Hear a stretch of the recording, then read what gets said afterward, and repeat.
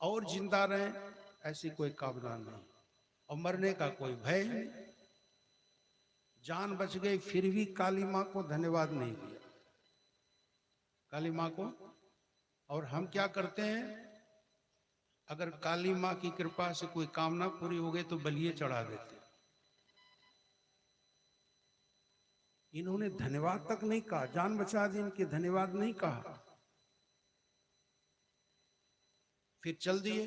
सहज भाव से विचरण करते हैं। एक राजा है जिसका नाम है रहुगन, सिंधु सोवीर देश का राजा। पालकी में बैठ करके एक महात्मा का सत्संग सुनने जा रहा था, कपिल मुनि का। कपिल मुनि का नाम सुना होगा, भगवान कपिल का। लेकिन ये राजा जिससे काम कराता था उसको पारिश्रमिक नहीं देता था, बेगार में काम कराता था, कहार भाग जाता था। अब इसी को कहार बना करके राजा पालकी ढुलवाने लगा। चलो पालकी ढो, ये तो महात्मा थे, दयालु थे, कोई जीव जंतु पैरों तले दब न जाए इसका ख्याल रखते, इसलिए कभी कभी थोड़ा उछल पड़ते, लंबा कदम रखते। पालकी हिलती डुलती, राजा को लगता अभी मैं गिर जाता, किसी तरह संभल गया। बार बार ऐसा हुआ, राजा को क्रोध आ गया। राजा ने जड़भरत महाराज का बहुत अपमान तिरस्कार किया, बहुत कठोर वचन का, बहुत अपमानित किया।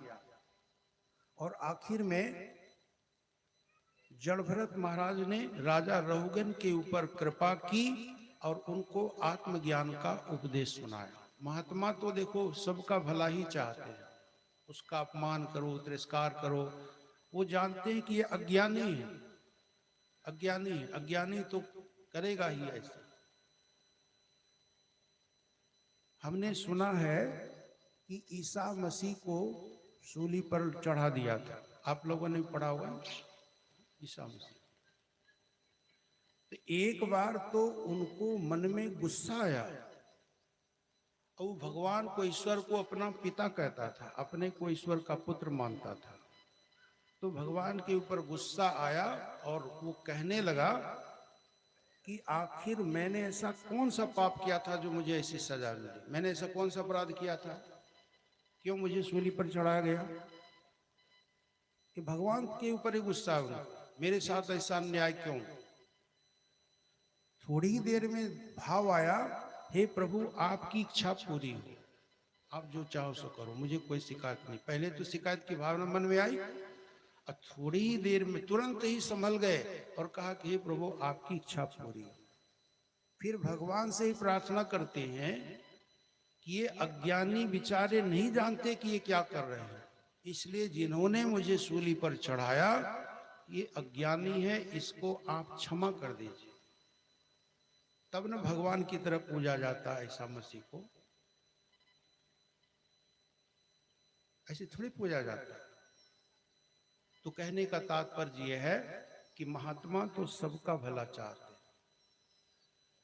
हैं। जड़ भरत महाराज को दया आती है राजा रहुगन के ऊपर, और उनके ऊपर अनुग्रह करके, कृपा करके उनको आत्मज्ञान का उपदेश देते हैं। राजा रहुगन कृत हो जाता है, वो अपने मार्ग पर चल पड़ते हैं और जड़भरत महाराज अपने मार्ग पर।